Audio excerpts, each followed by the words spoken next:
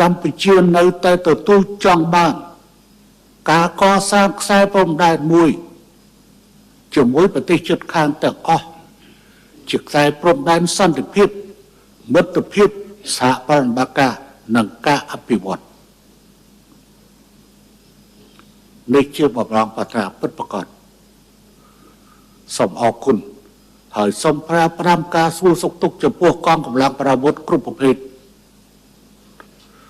ដែលកំពុងការពារនៅតាមព្រំដែនផ្ញើជូននៅការសួរសុខទុក្ខជាមួយនឹងប្រជាជននៅតាមព្រំដែនហើយរក្សានៅភាពនឹងណតែក៏ត្រូវប្រុងប្រយ័ត្នហើយសូមឲ្យខេត្តព្រះវិហារដែលមានការក្បាតក្រហមជួយត្រួតត្រង